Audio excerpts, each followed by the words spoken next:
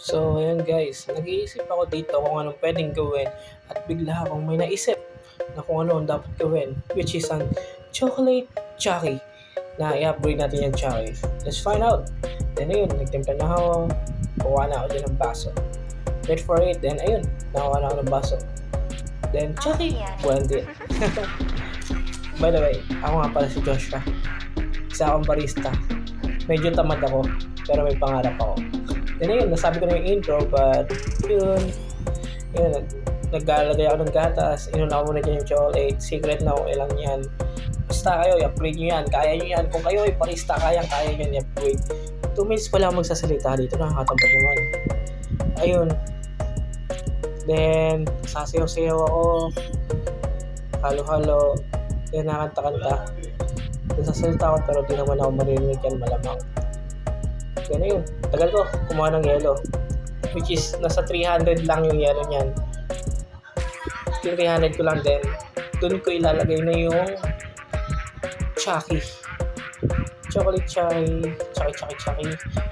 Then kukuntingin ka na, tanggal ko yung straw. Then yun, nagmumura pati sa gilid, kaya sorry ka agad. Then ayun, masarap yung promise, lasang Chucky, kaso nakakabusog siya. Kaya ayun ka, nagpaalala ko sa inyo, nakakabusog yung Chucky na yan. Then yun, pinisat natin yung Chucky, blend it, then kukuha tayo ng pang shaker para mas lalo mag-blend yung lasa. Masarap siya, promise. Yun yung sasabi ko sa inyo, sobrang sarap niya, as in. Then yun, ito na yung pang shake. Then let's shake.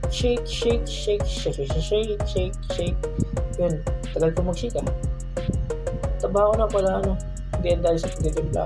Stress eating lang yan, kaya huwag kayong judgmental. Yan yun, tapos na tayo sa lahat, tapos na yung preparation, kuha na tayong baso, then ilalagay na natin yan. Hindi ko alam kung magka-transition ako dyan, nakalimutan ko yan. Transition, patap! First phase guys, first phase natin to.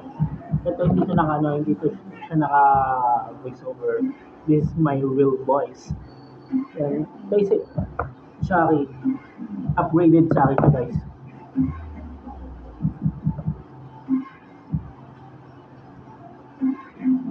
Sarap. Sarap. Sa lahat ng barista, swerte nyo kung meron kayong mga syrup, chocolate syrup dyan, upgraded yung Chucky. Ang sarap, promise. Yun lang. Peace, lagay nyo kayo.